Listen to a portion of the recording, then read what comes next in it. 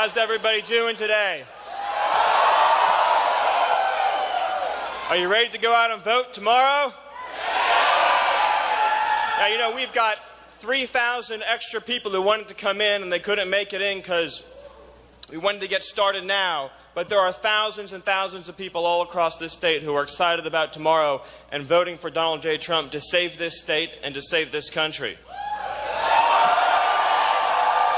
Now, before we get started here in just a moment, I'd like to talk to you for a second about the favorite United States Senator of Goldman Sachs. Do you know who that is? Yes, Goldman Sachs loves Ted Cruz.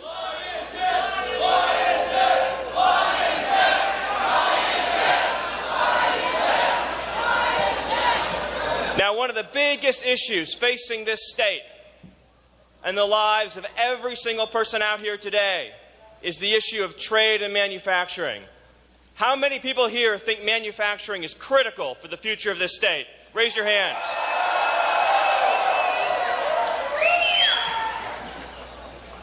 If Ted Cruz were to become president of this country, he would crush Wisconsin's middle class and send every single last manufacturing job overseas. Will you let that happen?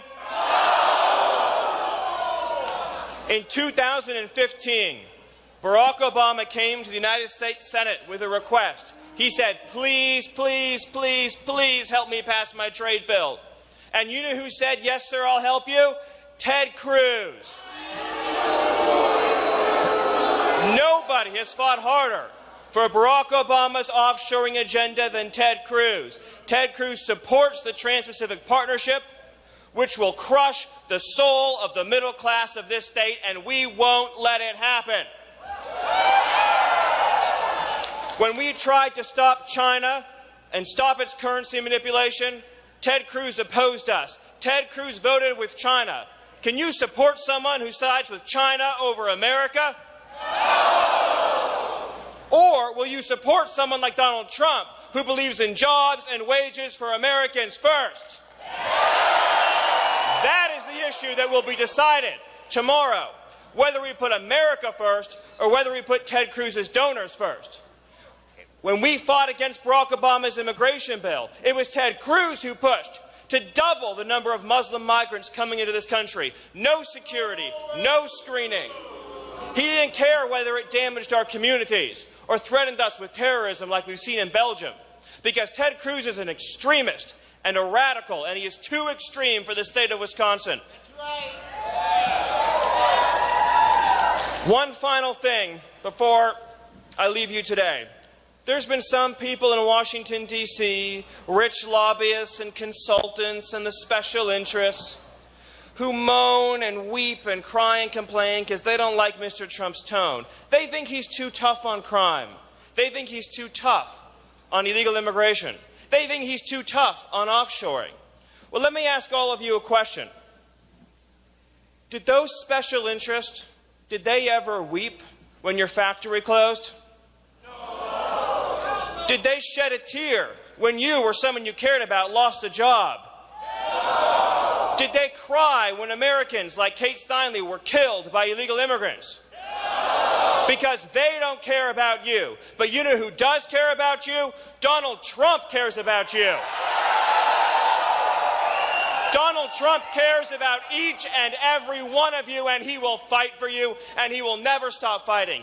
This election is a referendum on 40 years of failed leadership.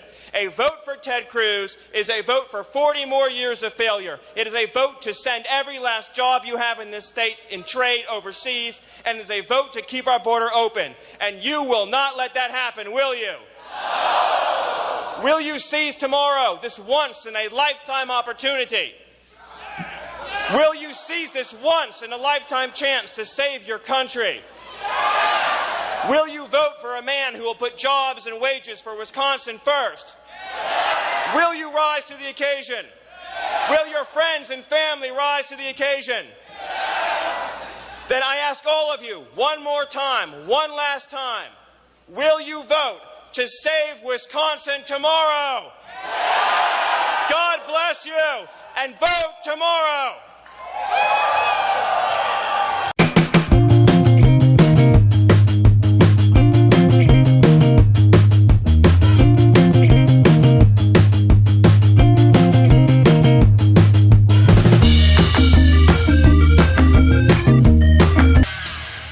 thousands of people trying to get in. Something's going on, folks. Something good is going to happen tomorrow. Remember that.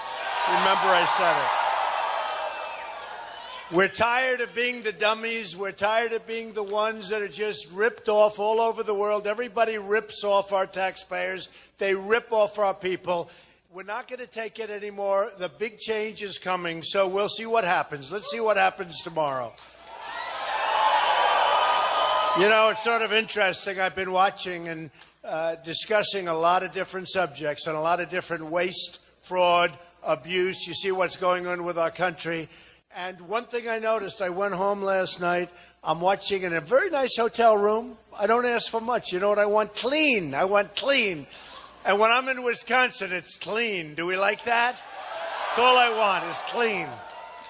But I went home and I see commercials. Oh, millions of dollars worth of, it's like about Trump, millions of dollars worth of commercials. And I say, if these people could save their money, give it to charity. The commercials are so false, for the most part. Little truths every once in a while. But so false. And it happened to me in Florida. You know, in Florida, we won in a landslide. They spent $38 million on commercials. They had thousands of commercials. I turned on the television. I couldn't stand it. I said, turn it off, turn it off. During one of the major golf tournaments, it's my golf tournament.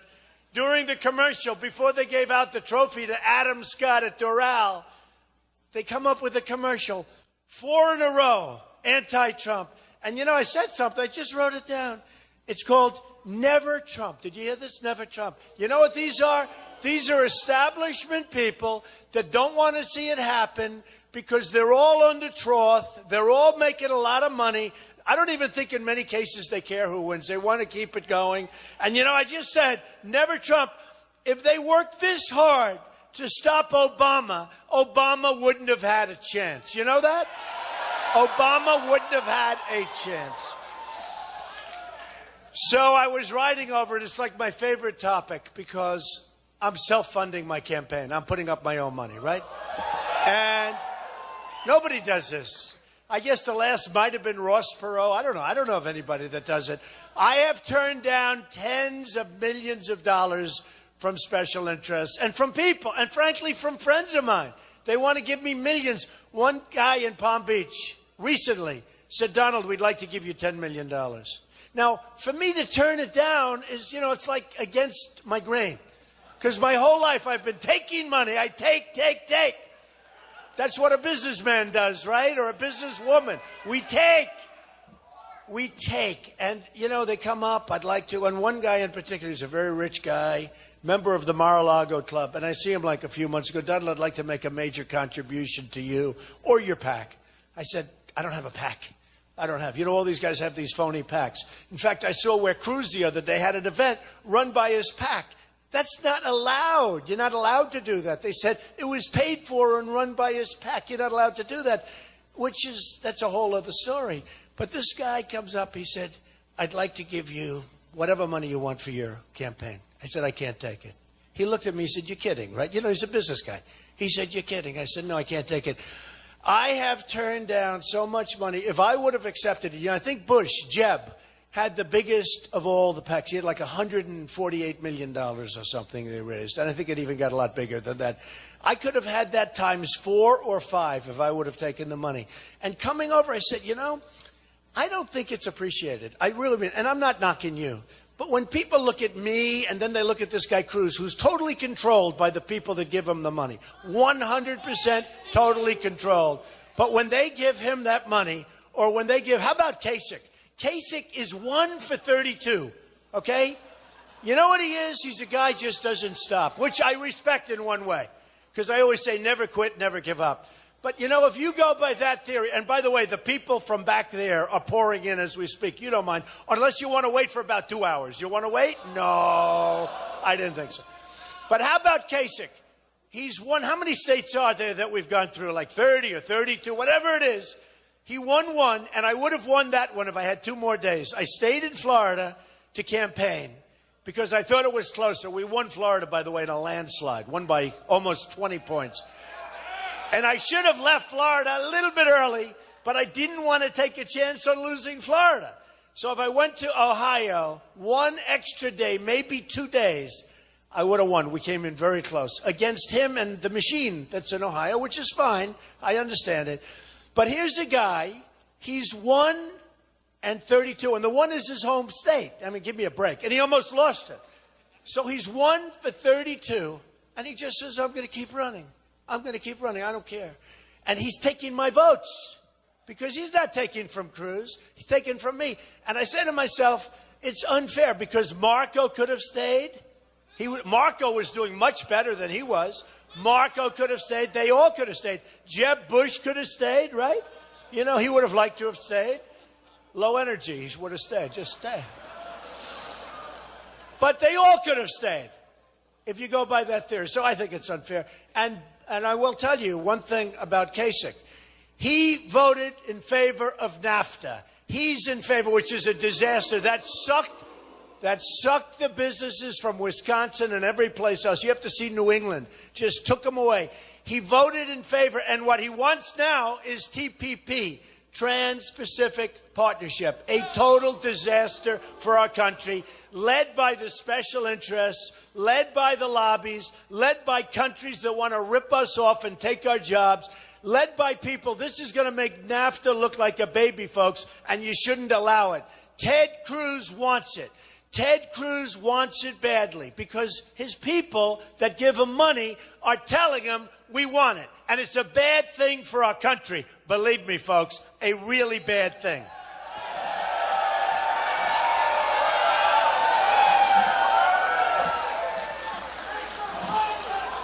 I love Wisconsin. I love Wisconsin. You know, it's funny. We had a situation where Cruz was going to win the South, remember? Until I came along. But he was going to win the South. And he was actually, they were thinking New Hampshire, but somebody else was supposed to win New Hampshire. It looked like Jeb was going to win New Hampshire. And I came up, we won New Hampshire in a landslide, right? Landslide. And by the way, I spent a tiny fraction of the money. Isn't that nice? When you can spend less and come out number one. Isn't that good, right? Don't you want that as your president as opposed to let's spend? So anyway, so I won New Hampshire. We went to South Carolina. And by the way, won Massachusetts, almost 50% in Massachusetts. Now, Tom Brady likes me a lot, so that helps, right? And he did say you have a great quarterback, okay? So that's good. Do you have a great quarterback? I think so. And you're going to have a good year, too. You're going to have a good year. But I will say, so we won Massachusetts, but we went down to South Carolina, and that was Ted Cruz's territory. Lying Ted Cruz. The Bible held high. Bible held. You ever see a guy lie like this guy? What he did to, how about Dr. Ben Carson, one of the great guys, right? So he endorsed me. But how about what he did in Iowa to Ben Carson? He said, Ben Carson has left the race. That was during the election, not before or after. And thousands of people voted for him as opposed to Ben. And he lied. I just lied. He just said they left the race. And then he just lied. Lying Ted. Lying Ted. Lying Ted.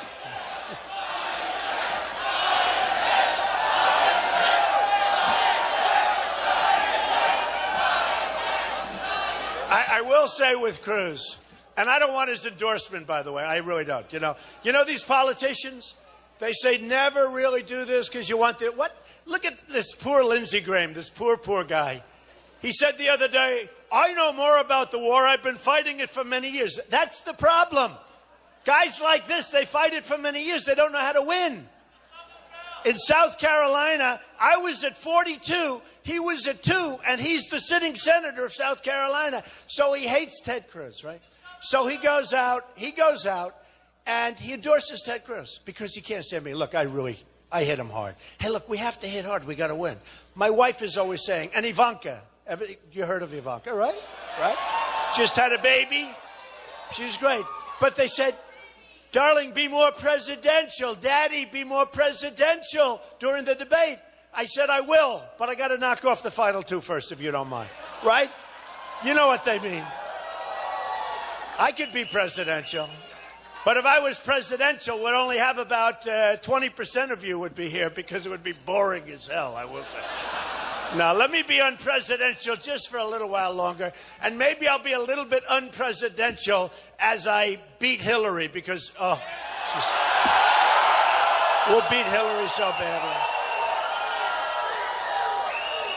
Don't forget, I haven't started on Hillary yet. I haven't focused on Hillary. So we started off with 17 people. I've now got 2 left. I call them the leftovers, right? I now have 2 left. And we're way up on both of them. I mean, the one guy I told you, it's ridiculous. And at least Cruz has got some. I saw him the other day, and it was from the debate. He goes, I'm the only one.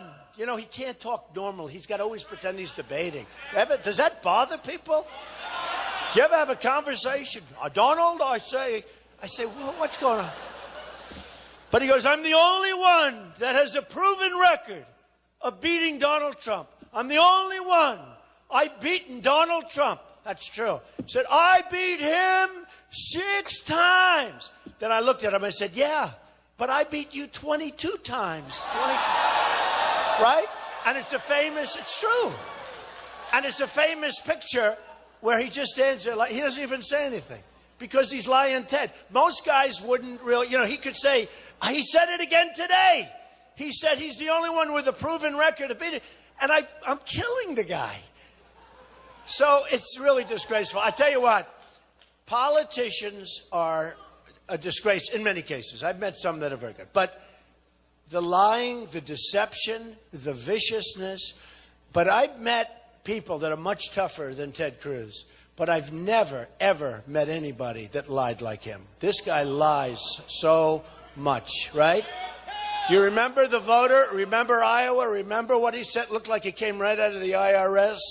Voter fraud, voter whatever the hell, and he puts it up, and people saying, what's going on? And he said, the way you get out of it is you have to go and you have to vote for Ted Cruz. I mean, give me a break.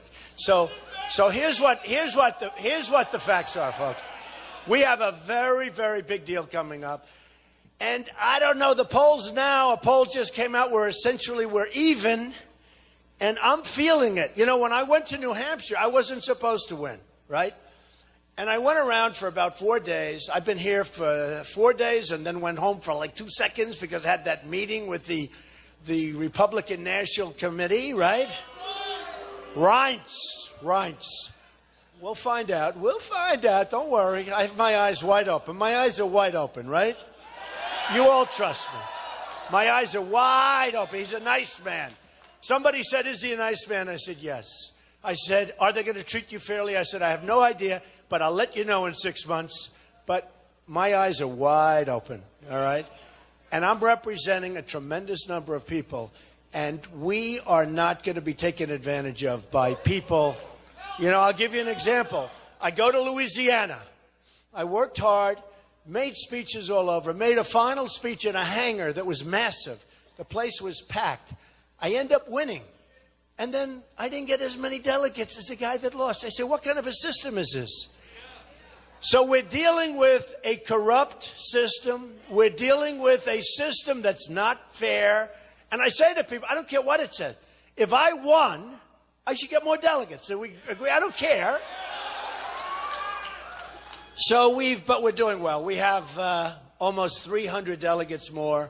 We have millions of votes more. You know, people don't ever talk about that. They never mention a little thing. But we have millions of votes more. Now, here's who you have to be careful of, those people back there. Because, no, I don't even know if they're evil. Some of them are. They're unbelievably dishonest. Congratulations. Unbelievably dishonest. Unbelievable.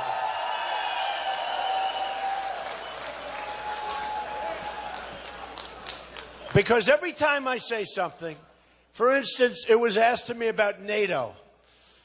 And, you know, look, I've made a lot of money. I built a great company. I did my filings. Everyone said, oh, filings. And they were down. They were hoping the company would be a nothing. We would have had the biggest story you've ever seen. Frankly, if it would have been a nothing, I would have never run because you have to file your papers, right? So I filed this like massive, almost 100-page document. And it showed not only some of the greatest assets in the world, but tremendous cash flow, very little debt. A tremendous company, Turnberry in Scotland, Doral, many buildings all over the place, Bank of America building in San Francisco with a great partner, lots of great deals, right? Great buildings, 1290 Avenue of the Americas, one of the biggest office buildings in Manhattan, Trump Tower, so many buildings, right? So I have this great company. Again, very little debt, tremendous cash flow, tremendous company. And they didn't complain. They couldn't. They were devastated. They went up. The federal election said they'd never seen so many people wanting to see a report before. And a friend of mine said, I know how successful you are, but I had no idea it was that successful. I said, how did you know? Did you read the paper? He said, no, because I know you wouldn't have run unless your papers were damn good. And that's true. You couldn't have run because you have to file everything. I'm a private company. You have to file. So I filed. And the reason I tell you that story is because that's the kind of thinking we need in the United States. We have to get our house in order, folks. We have to get our house in order. And we can't let China, who I like, Mexico, who I like, Japan, Vietnam, India, name a country, name any country, name a country. I guarantee you that country is taking advantage of the United States. It's amazing that we have a country that continues to chug along. You know, we have no GDP. We're like at zero. If China goes to 7 or 8%, it's like a national catastrophe. We have nothing. Last quarter, like zero. It's slightly more than zero, but essentially it was zero. And believe me, they worked hard to make sure it kept them out of the negative territory. And you don't see it. You don't see numbers like that. So that means we're losing our jobs. And you look at Carrier, you look at Ford, you look at Nabisco, you look at all of these companies that are leaving our country, leaving jobs. You look at Pfizer, the great pharmaceutical company. They announced they're leaving, they're moving to Ireland. I hope it's next to some of the land I own. I own a lot of land in Ireland. What the hell? I bought it 4 or 5 years ago when things were cheap, right? You know, we want to buy at the right price, right? So I'm sorry, folks. Sorry. International businessman, what can I say? But, you know, we want to keep our companies here. We want to keep our jobs here. And I tell the story, and it could apply to any one of them. It could apply to Nabisco. It could apply certainly to Ford. Ford spent $2.5 billion building a plant, a massive plant in Mexico to make cars, trucks, and parts. What do we get out of it? Now they make the cars, they make the trucks, they make the parts, they send them across the border. Probably those cars are driven by illegals. Why not? They can get them for the right price. Nobody checks them, so why can't they? The illegals take the Ford car and they drive it right across the border, and everybody's happy, especially the Democrats, right? They're happy. So we're going to stop it. We're going to have such a strong border, and we're going to have a wall. It's going to be a real wall, believe me. We're going to have a wall. And the drugs aren't going to be pouring into this country anymore, poisoning our youth and poisoning everybody else. We are going to have a strong border. We're going to have a wall, and Mexico is going to pay for the wall as sure as you're standing here. Certainly.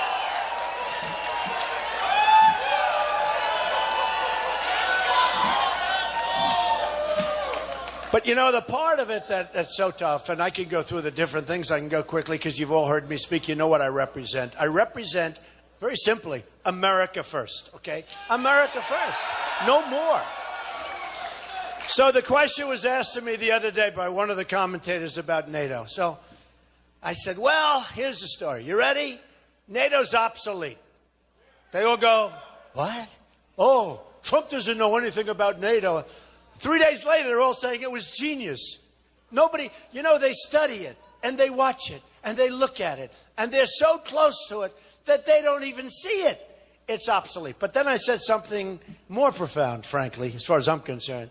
I said, it's obsolete, and we pay proportionately way too much. We have 28 countries, and some of the countries are along for a free ride or almost a free ride. So what the hell are we doing?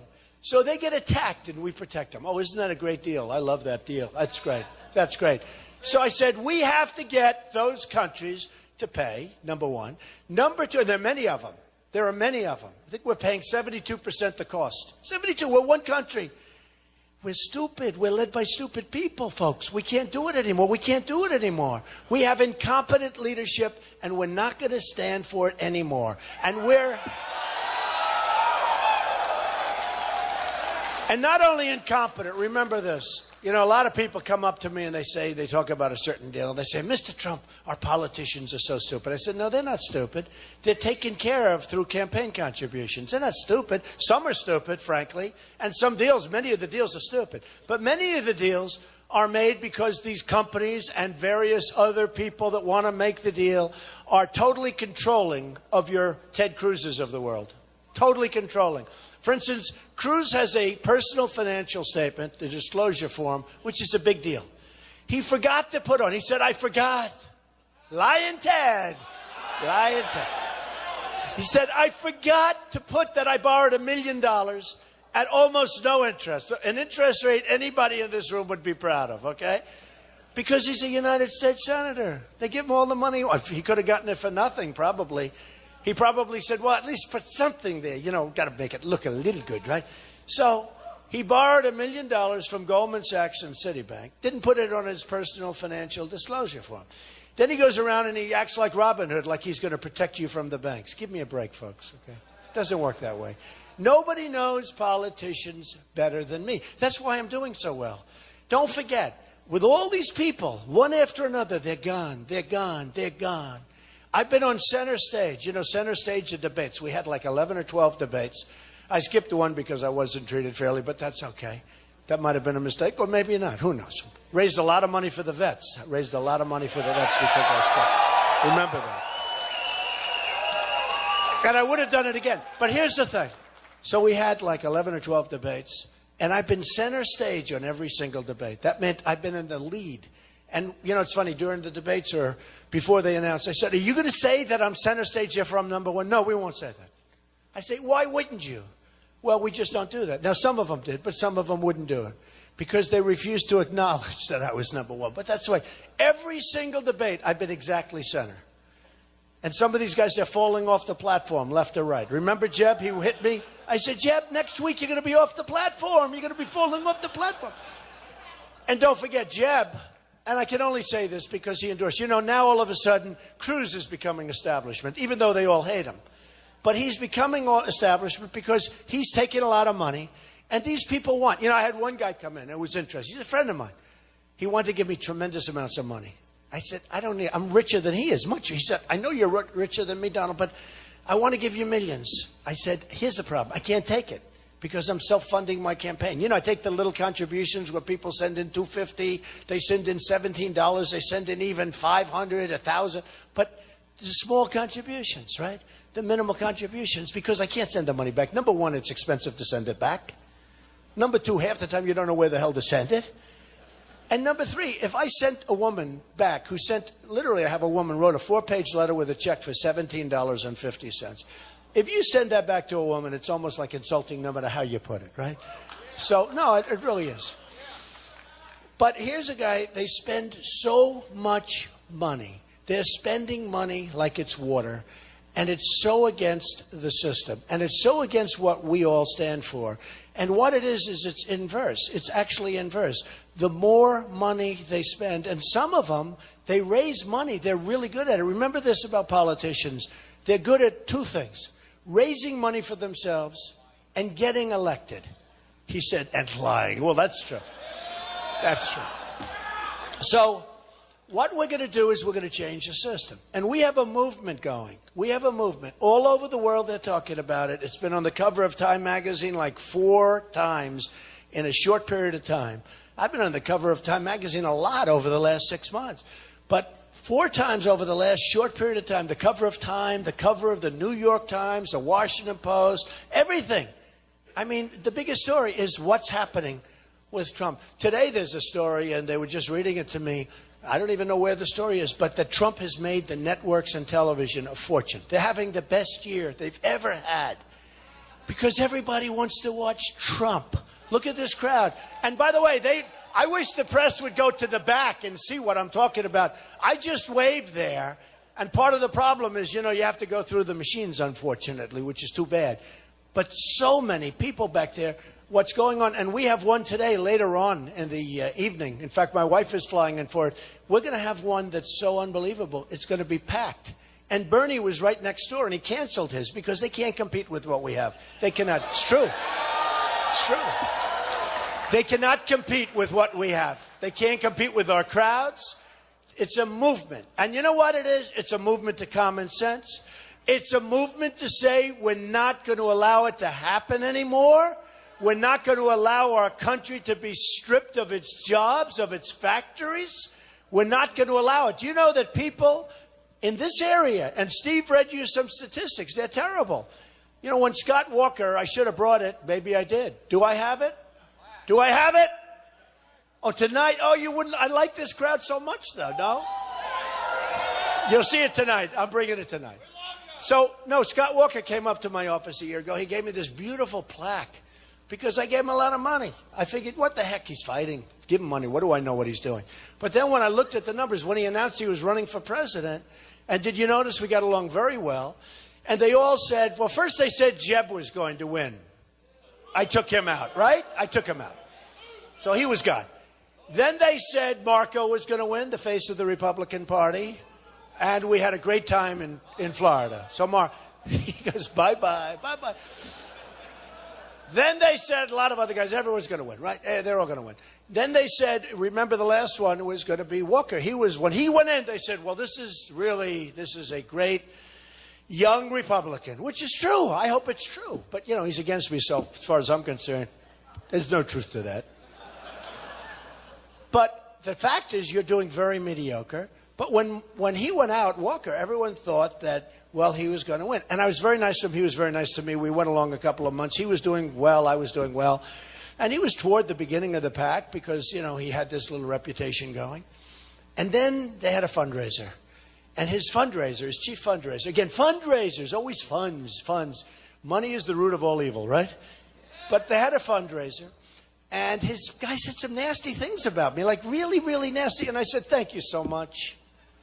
And I was reading a magazine, and I was reading what was going on in Wisconsin. And Wisconsin is a much different place. You know, you're losing a lot of jobs. You're not going up. You're going sideways. You're very average compared to your neighboring states. You're right in the middle, which is fine. But I thought it was like this great thing. So he had this false deal going. And I said, look, he just said bad things. Thank goodness. So I got all the information. I started reading it. He went from number one to out of the race. And do you know how quickly he got out? You know why? Because he couldn't fight the statistics. He couldn't fight it. And he got out. And if he wouldn't have done this, now, I never called him and asked for support, in all fairness, because I felt I couldn't. Hit him too hard. You know, when you hit people, it's like me calling Jeb. Jeb, I'd love to have your support. How can he do it? How can he do it? And yet Chris Christie gave me his support. Dr. Ben Carson gave me his support. We have tremendous support. We have tremendous support. We have tremendous support. Sheriff Joe in Arizona. I mean, who's tougher? Who's tougher? Do we love Sheriff Joe? Sheriff Joe gave his support. How important, let me ask you a raise of hands, because you're pretty far away from a certain border. How important is border security for this crowd? Right?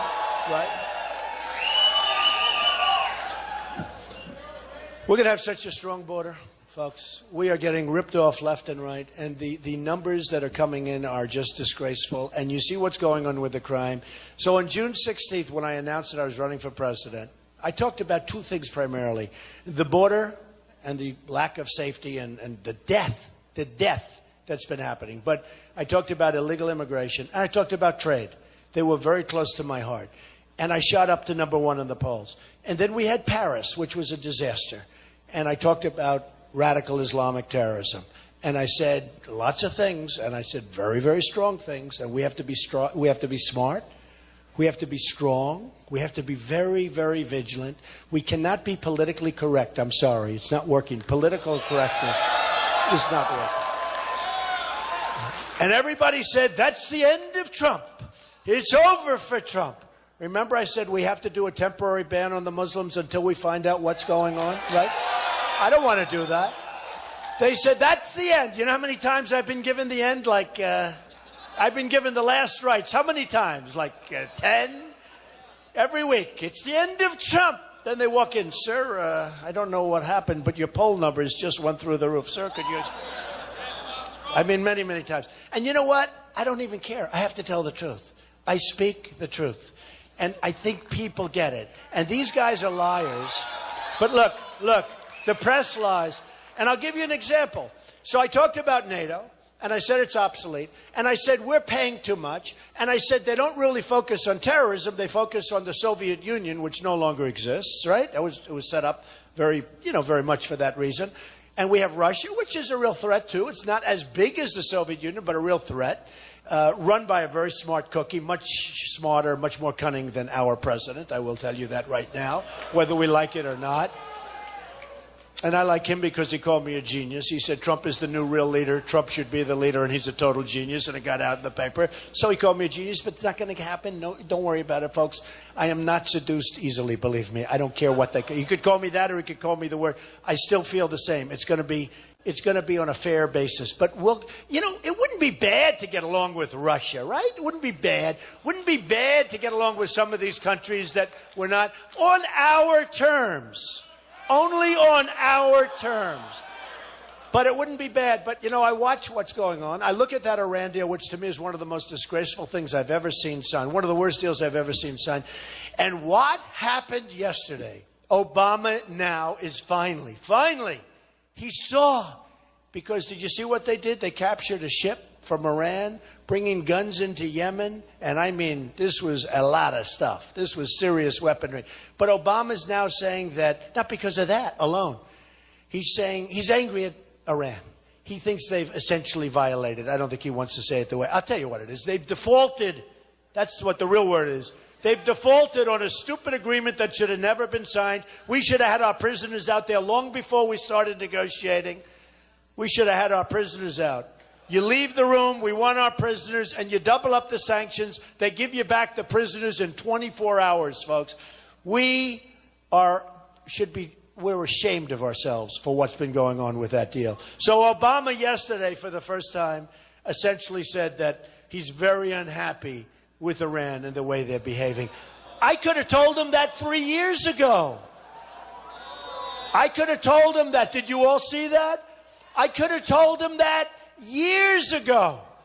It's unbelievable. We're run by babies. We're run by either babies or maybe worse. I mean, there's something going on. There's something going on.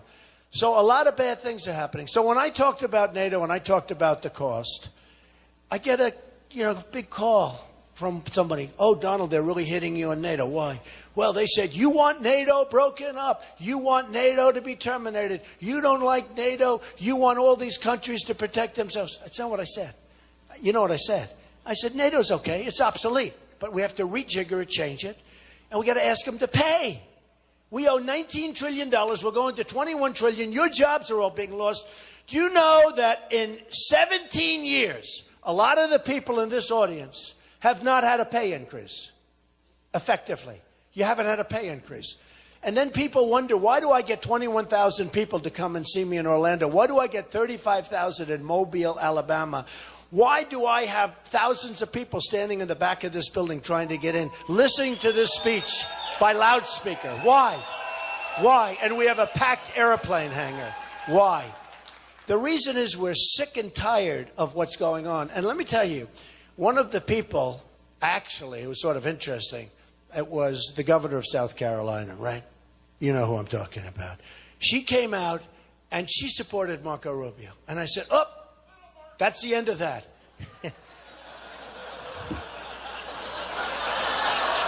Governor Haley. Oh, these names. I wonder if those brands will stick forever. I hope not. Right? I hope not. Do you think? Lion Ted's going to stick because he's never going to change it. Lion Ted. Isn't it amazing? I have the evangelicals because they know I'm a straight shooter. And they also know that I'm going to do it right. They know I'm going to do it right.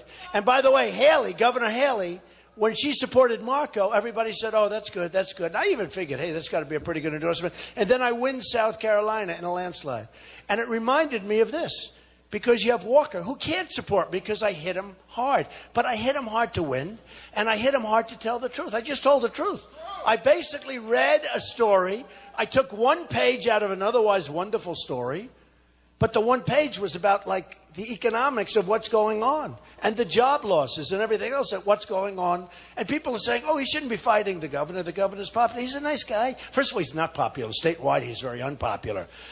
I think I made him unpopular in the state. You know, the truth is he should have supported me. I think he'd be popular if you want to know the truth. So she supported, in that case, Marco. And, I won big. And I think a lot of big things are going to happen tomorrow. I'm seeing people that are professionals. And, the polls are pretty even. Right now, the polls are pretty even. But I have a feeling we're going to have a very big day tomorrow, folks. I think so. We're going to be doing a lot of celebrating because we're bringing our country back. But I have a feeling it's going to be an unbelievable day. So when I talk about things, I wish the press would go through the whole scenario. So you heard about Japan. I saw it yesterday about Japan. Donald Trump knows nothing about our defense, or he knows nothing about... And I'm saying to myself, what I said was great. We defend Japan, right? We defend. Why are we defending Japan? We defend Japan. Now, we don't want them to have nuclear. I don't want them to have nuclear.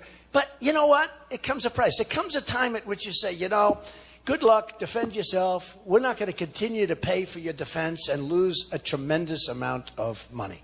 All right? So what happens is, here's what my theory is. They've got to pay us a lot of money, all right? Because we cannot continue to do this. And if they don't, you have to be prepared to walk. And if they walk and if we walk, they're going to arm. Because their primary problem is North Korea. Now, he's a whack job and he's got a problem, all right? No, he's got a problem. And frankly, maybe they're better off defending. What the hell do we have to be over there for, right? I mean, you could make that case. I could make that case. Now, they'll say, Donald Trump knows nothing about the nuclear strategy. Let me tell you about the nuclear strategy. Pakistan has nukes. China has nukes. So many people have nukes now. It's the biggest problem facing the world today, all right? But there's so many countries that have them. But who has them also? North Korea has them. So we have 28,000 on the border between North and South Korea. We have Japan that's we're just doing their military for peanuts. We have South Korea. I love South Korea. I love Japan. I have great friends in Japan, great friends in South Korea. South Korea, like Japan, is an economic behemoth. Every television set you order, Samsung, LG, they all come from South Korea. I order thousands a year for different projects, right? They come from South Korea. I wish they came from Wisconsin. I swear I'd order them. Even if it was a no-name, I like Samsung. I like LG. I like names.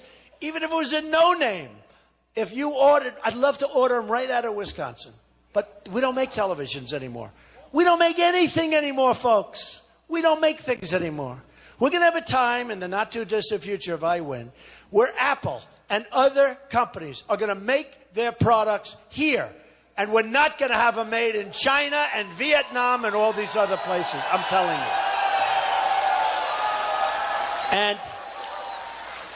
And that's going to happen. And that's going to happen. So the story is that they have to, the press, the media, they have to tell the full story. So they come out yesterday. Donald Trump wants to see Japan nuked, meaning they have the nukes, right? Donald Trump thinks it's fine for Japan to have nuclear weapons. Well, I don't like that. But look, we cannot continue to be the policeman of the world. We cannot continue to protect every single country. I know what's probably going to happen. Not definitely. I'm prepared to walk. But probably when I say, listen, you have to help us out. You have to pay substantially more money because we cannot continue to pay. They will probably say no, and I'll probably walk, and that meaning our country, and they will probably call back and say, let's go. Or they'll have to defend themselves, folks. They'll have to defend themselves, and that's the way it goes, okay? That's okay. You have to be prepared to walk. Same thing with South Korea. Look, we have 28,000 people there on the border, soldiers, young, beautiful soldiers. That's a dangerous border. And they're not paying much. And every time North Korea acts up, do you ever see the ships start going, the planes start going, and they mobilize it? We're always doing attacks, fake attacks, whatever the hell they call it. We're doing them all over the place. We're working with them. I say, wait a minute, at what point do we stop this? At what point do people either pay us or something? Or do whatever. We can't let this, we cannot continue to go on like this. Saudi Arabia, remember this, Saudi Arabia, they're fine, I have many friends from Saudi Arabia. Saudi Arabia, before the oil went down, was making $1 billion a day. They have the largest funds in the world. They're loaded with money to the gills. The United States protects them. We get like practically nothing. Why? You know why? Because our leaders don't have business instinct. They don't have political instinct. They have no instincts whatsoever. Now, here's what's going to happen. We'll say to Saudi Arabia, fellas, you got to help us out. They'll say no. We'll say bye-bye. About 2 days later, they'll call and say, get back here fast. We hear somebody's going to make a raid. We'll go back. They'll pay us so much money. And you know what? That's fine. Okay? That's fine. We've got to change our ways. We've got to do something with, as an example, with NATO. Because all of these countries that are getting a free ride, they got to pay up. Why should we be protecting all these people in all these countries and protecting them from what? We don't even really know. But why should we? Now, one thing, I want them to pay up, but I want them to also pay us back for years of delinquency. For years we've been protecting them. I want the money back. We've got to make our country strong financially again. Now, if we don't do that, we're sitting on top of a very ugly bubble, folks. We're not going to have the country that you know it pretty soon. We are going to have an explosion of a bubble like you've never seen before, believe me. If I'm president, that won't happen. It won't happen.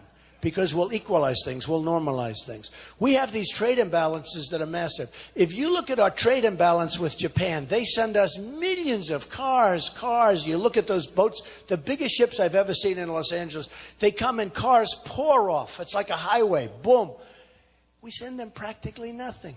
And they don't want anything. And when we do, when we send them farm products and things, they send them back, and they're perishable. They send them back, they don't want them. Because their farmers don't want them, and we take them. So we send, they send back. You take a look at the balance. The automobiles, hundreds of thousands of cars up here, and what we send over, that's imbalance. China, the same thing. China is a disaster. $500 billion trade deficit. They've taken our jobs. They've closed our factories. Millions of people are now working in jobs that they don't want. Because, you know, we have a lot of bad jobs. Even the other side, meaning the Democrats, they say the jobs are bad jobs. They're not good jobs. They're not like great jobs anymore. We have bad jobs. It's called bad jobs. We're going to change that around. We're going to bring our companies back. And we're not going to let our companies go so easy. When Carrier Air Conditioner wants to go to Mexico, we're going to talk to them. We're going to say, listen, you want to go? I think it's great. You're going to let all these people go that have helped you build the company for many years. They're great people. I looked at that tape, and I looked where that looked like a mid-level management guy was telling them, we're closing Carrier, we're moving to Mexico, and you're all unemployed. And those people were crying, and those people were there for years. And they do a great job, and nobody disputed that. I ordered Carrier air conditioners, many of them. I'm not going to order them anymore, by the way. But here's the story. Somebody from our country has to tell them, we are going to be charging you a big tax, like 35%, every time you send an air conditioning unit from Mexico into the United States. And you know what? They're not leaving. And they're not leaving. And folks, they won't be leaving. And the same goes for Ford, and the same goes for Nabisco, and the same goes for all of these companies that think they're being cute and they think they're being smart. Do you ever notice that the politicians, thank you, man. Do you ever notice that the politicians, they talk about this and they're trying to stop the countries from moving out? They don't, well, we might do this and we might do that and let's do that. It's all, you're wasting time, folks. You're wasting time. I'm the only one that understands. They leave, that's fine. They want to come back, they have to pay a tax. Okay, that's all. Now, you can say I'm not a free trader, and I am a free trader. But our country has run amok. Our country has been led by people that don't know what they're doing, and it's out of control. Millions of jobs have been lost. Thousands of factories have been closed in Wisconsin and everywhere else. Everywhere else. You have to see New England. It's like, I mean, it's incredible what's happened up there. But thousands of factories have been closed, and we're not going to let it happen anymore. So here's the story. Here's the story. We're going to be strong on the border, very strong. We're going to be very, very strong on the border. We're going to build the wall. Believe me, Mexico's going to pay for the wall. Remember this. You know, one of the politicians on stage said, Donald, come here. There's no way you're going to get Mexico to pay for the wall. I said, it's easy. I didn't want to really explain because, you know, these politicians, they copy. The other day I heard Ted Cruz says, we are going to build a wall. Where did that come from? Where has he been? And you know he's never going to build a wall because the special interests aren't going to let him build a wall, okay? He's never building a wall. It's all talk with these guys. They're all talk, no action, and he's not building a wall. But it sounded good. He sees the response I'm getting. He said, well, let's start using it. That's all they do. I mean, that's all they do. So here's what we're going to do. We're going to start winning again as a country. We don't win anymore. When was the last time we won? We don't win in trade. We can't beat ISIS with the military. So we're going to start winning. We're going to knock the hell out of ISIS. Our military is depleted. Totally depleted. Our military is totally depleted. We're going to knock the hell out of ISIS. And we're going to build a military bigger and stronger and better than ever before. And it's the cheapest thing we can do, believe me. And hopefully we'll never have to use it. But nobody's going to mess around with us, folks. Okay, nobody. Nobody. We're going to take care of our vets because our vets have been absolutely handled so badly. People that come into our country illegally, illegal immigrants, are treated better than our vets in many, many cases. And believe me, you can look statistically, that's a fact. We are going to take care of our great vets, okay? We're going to get rid of Common Core, and we're going to bring education local. We're going to repeal and replace Obamacare, which does not work. Doesn't work. I don't know if you see, and I'm sure most of you do, your premiums are going up 35, 45, 55%. Your deductibles are so high you'll never get a chance to use it. Hopefully you don't want to use it. But you'll never get a chance to use it. It's no good. It doesn't work. We will have alternatives that are so good, that are so much less expensive, and that work much better. That work much better. It's like me versus some of these guys. I spend less money and I'm number one. They spend much more money than I do and they're forget it. And they're never going to win. We are going to protect our Second Amendment, which is under siege.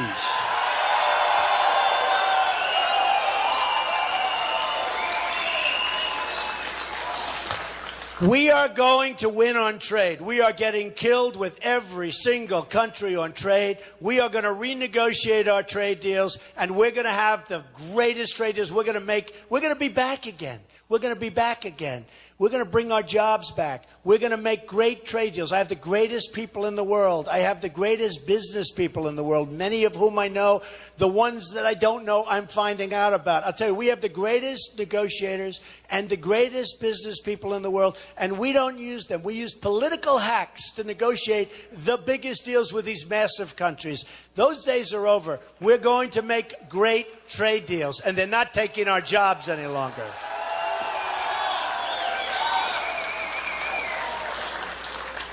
And we're going to have a very powerful and very, very strong border. We're going to have the wall. We're going to have a strong border. And by the way, people can come into our country, but they come in legally. They come in through a process, and they come in legally. No more walking across in honor of Wisconsin. You know, we talk about cheese. Now we'll just talk about a certain kind of cheese. What kind of cheese? Swiss cheese. Big holes in it. Right now, they walk across. By the way, I'm very honored because not only Sheriff Joe Arpaio, but yesterday you saw the U.S. Border Patrol. These are great people. They never endorsed a presidential candidate before. I didn't even ask for their endorsement. We got a call. 16,500 Border Patrol. They endorsed Donald Trump for president. That tells you, right? I mean, that tells you. So, folks, it's such an honor being here. It's cold outside, and it's cold for you, and you waited. Some of you were waiting 3-4 hours, and some of the folks are still trying to get in. But I'll tell you, I love you all. We're going to do an amazing job for you. You're going to look at this afternoon as being, you're going to look back in 4 years or 2 years or 20 years, and you're going to say this was one of the most important afternoons you've ever had. More importantly, tomorrow's vote, you will look back and you will say it was the single greatest vote you've ever cast. That's when our country became great again. We will make America great again. Thank you, Wisconsin. I love you. Go out and vote. I love you. Thank you. Thank you.